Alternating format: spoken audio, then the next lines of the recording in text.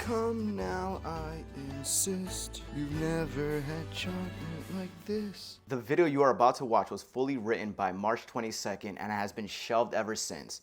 Life got in the way, and here we are 3.5 months later. I'd like to present to you, the viewer, this video here in present day July. Wonka moved me in a way that not every movie does. And while it's not my favorite movie of 2023, it doesn't need that sort of accolade for me to hold it in such a special place.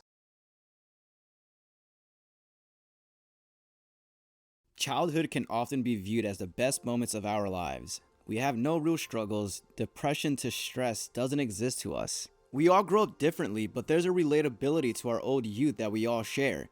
We can look back at old cartoons we used to watch all day long on cable television, perhaps video games that brainwashed us. When we are young and we are not tainted, we are hopeful. We are dreamers. We are net positive individuals. Mom and dad, or just mom or just dad, have our backs.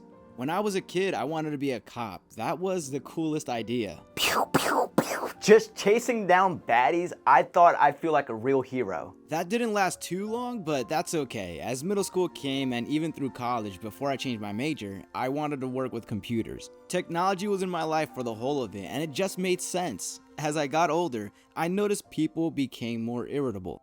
People became annoyed, they became depressed, they started drinking, they started smoking. I noticed some people didn't enjoy their lives as much as they used to, and I have to wonder, what happened to that child inside of you? The one you left behind. Boy, it sure feels like adulthood can be a cult sometimes. Sure, we all grow and change as we get older, but sometimes that change is cold. It's negative. We do have more freedom, but that freedom isn't all rainbows and sunshines. But come on, we have a movie to discuss. Let's move forward. Oh, the pure imagination instrumental as the studios and companies play out. Such a lovely start as it segues into a hat full of dreams, man. Count me in for the ride. I wonder every time how these characters have different accents, though I never fully question it. I think it adds to the whimsical world director Paul King has brought us into. Seriously, some people have a British accent. Wonka is more of like a standard American. The chief of police sounds more New York. I'm pretty sure I heard some Scottish. Dude, it's quite the collection. I've been sleeping on a hat full of dreams, but over the past 2 weeks, I've revisited it. I've come to have it on repeat, and the message stands as a pillar of my main discussion that I'll get into on the next part. I still listen to select songs religiously and blurt random lines almost 4 months later. It is July 25th, man. Something I really enjoy about Wonka is that it's one of those movies where you'll most likely be hearing the score in the background to supplement the visual. The music becomes a character, which I never noticed until I really dialed in the fact that the soundtrack and score are shoved into the official album for the movie. They usually separate those two. It made me pay more close attention to when music would cue in the background upon my 4th watch. These are details we can miss when watching for the first time. Now to talk about the Chocolate Mafia as villains. They are such a good trio based on their chemistry that works so well. They have these oddities like 𝙎𝙀𝙁𝙀𝙁𝙍𝙀𝙁𝙍 throwing up when someone says poor, and Prod-Nose's funny in which they died. But if I'm being honest, their inclusion is also what threw me off when I first watched Wonka. You see, I envisioned this movie to be the early start of Willy's first chocolate store. I thought we were going to see the trials and tribulations of what it took to open up the store and manage a business, and sure, the Chocolate Mafia could have tried to bring him down then. Not, this guy makes exuberant chockies, so let's bring him down. And we almost get that movie when they're on the streets selling chocolate. Sure, the construction of the store is instantaneous, but we do get one of the best songs in the movie while the store is up. The store just ends as soon as it comes. Sigh. And not only that, but the movie has a subplot of Wonka in a little sweatshop. Don't get me wrong, alright? I say scrub here and there, but this took away from what I wanted. Wonka could not start his store tending to the goddamn laundry and hiding from the freaking Chocolate Mafia. The editing and choreography in Scrub goes pretty hard though. In order to craft this video, I needed to take the 4th viewing by myself with headphones to truly soak in the atmosphere of Wonka, which I totally completely resonate with film more when I'm alone. It's like spiritual almost. With that being said, I couldn't help but smile when You've Never Had Chocolate Like This came up. I listen to that song almost daily, and the movie provides a music video for it in a sense. It's one of my favorite tracks and a total jam as Willie and the gang make it out of the slums and the whole of society celebrates freaking chocolate. And not to mention, the bars on being a Dumbo are incredible. Can you tell me what this word is? Not a bit of it. Well, that's a vowel and that's a consonant. What's that now? You're talking nonsense. This soundtrack puts a smile on my face, and in the right moment, it truly does inspire me, and I remember to be a dreamer and that I have to keep creating. One of my favorite things in this movie is the police chief's weight gain and this line right here. Yeah, pretty sure I've gained about 150 pounds in the last 2 weeks. And while we know that the store has a short-lived life, the scene where it's being destructed has a very live-action Grinch feeling to it. Some of the angles are Dutch, the cuts are quick, and chaos is amok. I mean, just look at it.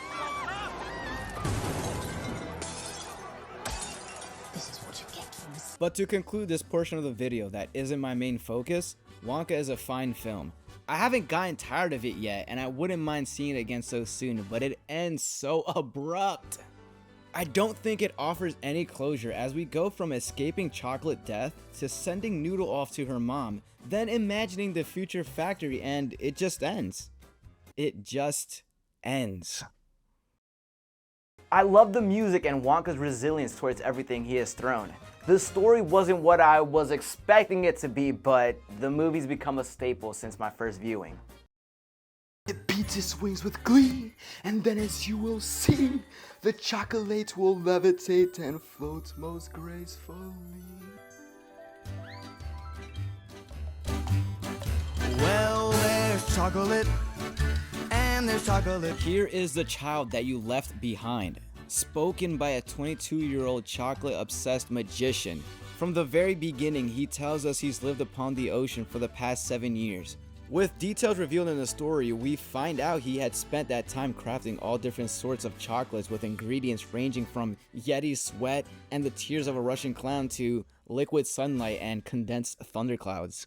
He was left behind by his mother, who inspired his love for chocolate and told him that his suggestion of opening a chocolate shop was a wonderful dream, but every good thing in this world started with a dream.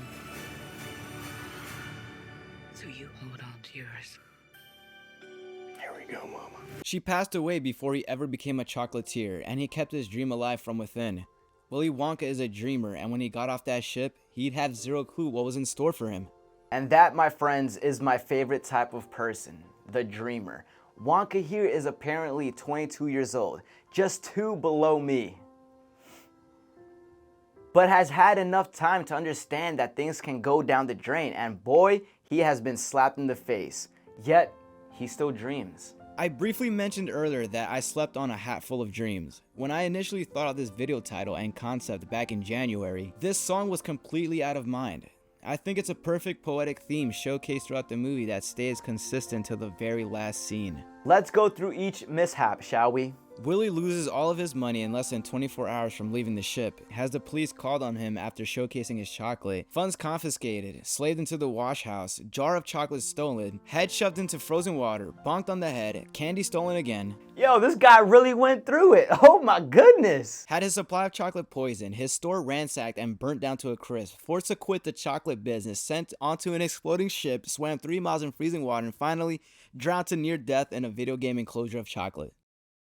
I'd like to highlight 2 specific events from this list, one from the beginning and one from the end. We'll start with when he's forced into the Scrub gang. By this point, he's broke and a slave? Was that legal? Can you have someone live on your premises in poor living conditions just to pay off a debt in which they never leave the premises? With these conditions, he owes 10,000 sovereigns, and instead of sulking, he doesn't hesitate to dump his slop and comes up with a plan to escape with the help of Noodle. He tells her the story of how his mom influenced him to create chocolate. The dream of wanting to open up a chocolate shop in the same area she had mentioned to him. The gallery's gourmet, he had finally made it. Equipped with the expertise and skills to deliver what was needed to stand a chance against a competition, it wasn't a question of, am I good enough, but one of space. A space amongst the consumers, a space where chocolate flourishes. His mother had told him she would be there by his side when he was ready to share his chocolate with the world, so he had to achieve this dream. What was so close was so far because he was trapped, but this This story here tells us right then and there that he's not gonna quit so easily. His eccentric personality doesn't work against him neither. You're gonna have to be a little cuckoo for Cocoa Puffs to hoodwink your captors and the whole police force. A line I never noticed until I played it for myself comes from the very short song, Sorry Noodle. I just wanted it to feel the way that it did when I was a kid. In those trying days, he did his best to provide a wacky, glorious time of fun for Noodle, for the whole gang, away from the realities of their day-to-day imprisonment. 𝙎𝙊𝘾𝙄𝘼 the Oompa Loompa suggested Wonka give the chocolate mafia the old 1-2 when he was casted away in first class. While the first was about to start, I want to take us to the end, which ties us to his mother once again for the final time. Willie takes a seat upon the cathedral stairs. As he glances around at everybody socializing and enjoying chocolate, he finally feels ready to open the final bar of chocolate his mother made for him. I can't lie, this scene gets me a bit emotional. As he holds the bar, he envisions his mother in the crowd of people. The tide has changed. He is free from his shackles and the grudges that were against him. She is by his side as nothing is holding him back from sharing his chocolate with the world. He can finally accept closure of his dream, but he's not alone. He is far from that, and he knows it. He shares the bits of chocolate with his newfound crew of friends, and before it all ends, even after the list of 14 missteps, he takes 𝙎𝙊𝘾 through his hatful of dreams and pure imagination of how a factory of his own will come to fruition. As a child, he dreamt of opening a shop, one that his mother assured would be a great thing. As a man, he looked forward to being away from the seas to pursue what was only in his head. And as he looks towards the future, he remains chin up, dreaming once again.